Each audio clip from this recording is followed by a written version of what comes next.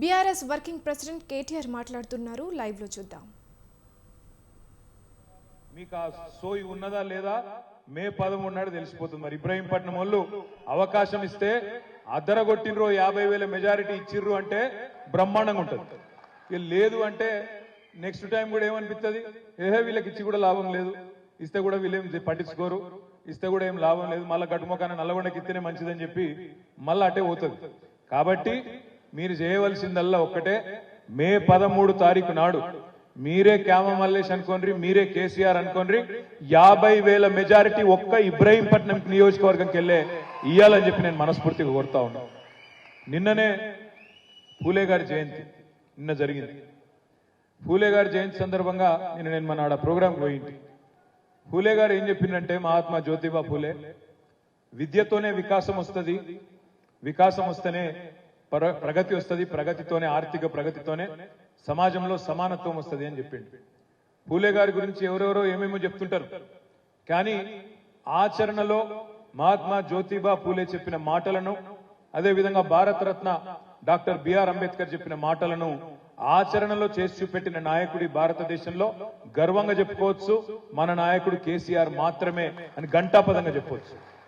1008 గురుకుల పాఠశాలలు, ఒకటి కాదు రెండు కాదు, 1008 గురుకుల పాఠశాలలు పెట్టి ఒక్కొక్క విద్యార్థి మీద, ఒక్కొక్క విద్యార్థిని మీద 6.5 లక్షల మంది విద్యార్థులకు, ఒక్కొక్క పిల్ల మీద, పిల్లోడి మీద 1,20,000 రూపాయలు ఖర్చు పెట్టి సంవత్సరానికి, అంటే నెలకు 10,000 రూపాయల చొప్పున ఖర్చు పెట్టి వాళ్ళ బట్టలు, పుస్తకాలు, బూట్లు, భోజనము, దుప్పట్లు సర్వం ప్రభుత్వమే చూసి వాళ్ళని అలా ప్రపంచంతో పోటీపడే పౌరులుగా తయారు చేయాలి. వచ్చే తరమన్నా ఆ విద్యతోని వికాసం అందుకోవాలని ఆలోచించిన నాయకుడు కేసీఆర్ గారు. కేవలం విద్య మాత్రమే కాదు, బలహీన వర్గాలలో, బీసీలలో మరి బ్రహ్మాండంగా ఒకవైపు విద్యతోని ఉపాధి అవకాశాలు పొందాలి, వ్యాపారాలు పెట్టుకోవాలి.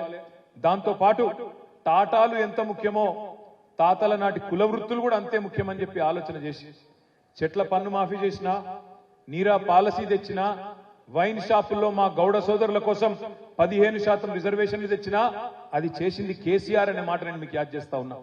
అదేవిధంగా మన గొల్లా కురుమా సోదరుల కోసం 11,000 కోట్ల రూపాయలతో గొర్రెల పెంపకం లాంటి కార్యక్రమాలు తీసుకొచ్చి ఇవాళ జీవ సంపద అత్యధికంగా భారతదేశంలో ఎక్కడన్నా ఉత్పత్తి అయిందంటే అది చేసింది కూడా మన నాయకుడు కేసీఆర్ గారు అనే మాట నేను మీకు యాద్ చేస్తా ఉన్నా.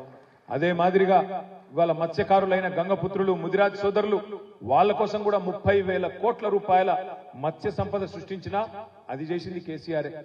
నేతన్నల కోసం చేనేత మిత్ర, నేతన్నకు చేయూత లాంటి మంచి కార్యక్రమాలు, బతుకమ్మ చీరలు, రంజాను, అదేవిధంగా క్రిస్మస్ తోఫాలు, వాటి కోసం తెచ్చిన కార్యక్రమాలు, తద్వారా ఆడబిడ్డలకు చిరు కానుక, నేతన్నలకు ఉపాధి, ఈ రెండింటిని కూడా దృష్టిలో పెట్టుకుని మంచి కార్యక్రమాలు చేసి చేతి వృత్తులకు, కుల వృత్తులకు అండగా నిలబడ్డది కేసీఆర్.